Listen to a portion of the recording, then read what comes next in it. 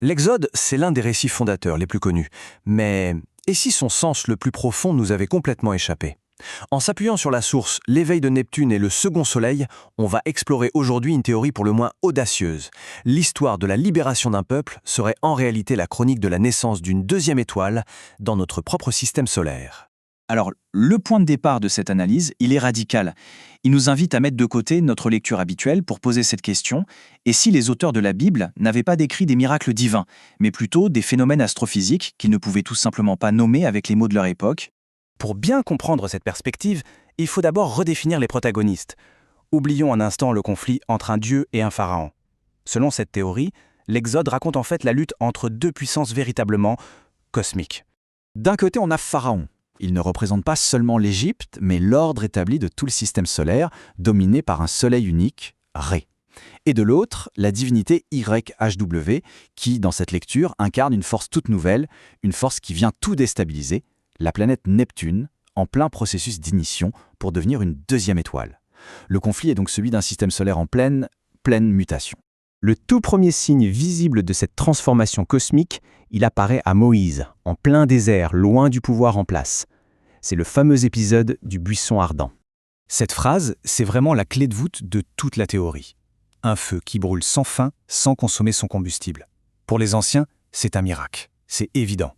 Mais pour nous, aujourd'hui, quel phénomène physique connu correspond exactement à cette description?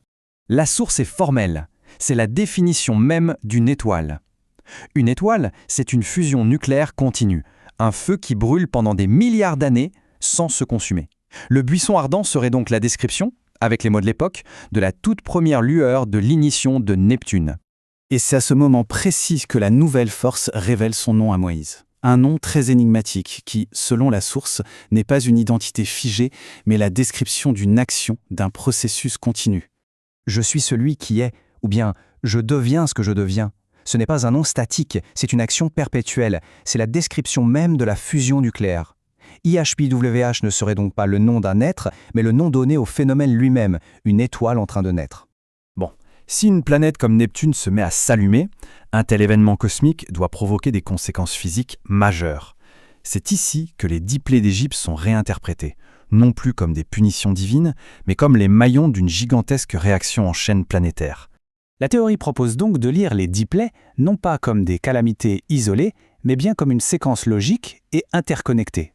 Chaque plaie serait la conséquence de la précédente, le tout déclenché par l'apparition d'une nouvelle étoile dans notre voisinage cosmique. Et les correspondances sont assez frappantes.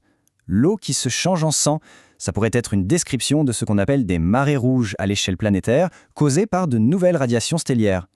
La grêle mêlée de feu, une pluie de météorites dont les orbites auraient été complètement déstabilisées par la force gravitationnelle de la nouvelle étoile Neptune. Le thème de l'obscurcissement est vraiment crucial. Les sauterelles qui voilent le ciel?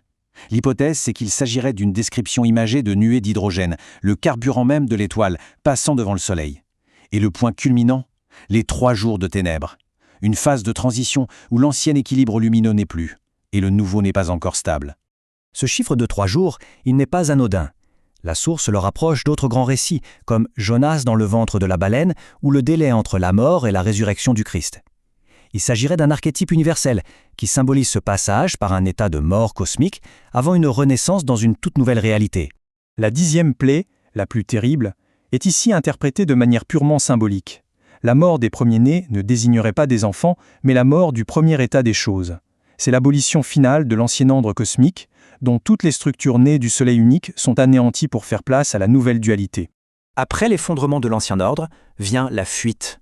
Le passage de la mer Rouge devient alors bien plus qu'une évasion, c'est la traversée d'une véritable frontière cosmique, le voyage d'un monde à un autre. Dans cette lecture, chaque détail prend un sens cosmique. Le vent vient de l'Est, là où la nouvelle lumière se lève. Le passage entre 2 murs d'eau, il symbolise l'entrée dans un monde de dualité, avec 2 soleils. Et l'armée de Pharaon, ce vestige de l'ancien système, est engloutie, incapable de franchir le seuil de cette nouvelle réalité. Une fois de l'autre côté, le peuple est guidé en permanence par la nouvelle étoile. Le jour, par une colonne de nuées, qui serait la couronne d'hydrogène de l'astre, visible même en plein jour, et la nuit par une colonne de feu, l'étoile Neptune elle-même brillant dans l'obscurité. Cette double lumière ne les quitte plus jamais. La traversée est achevée. Il faut maintenant établir les lois de ce nouveau cosmos à 2 soleils. C'est la mission qui sera accomplie au mont Sinaï.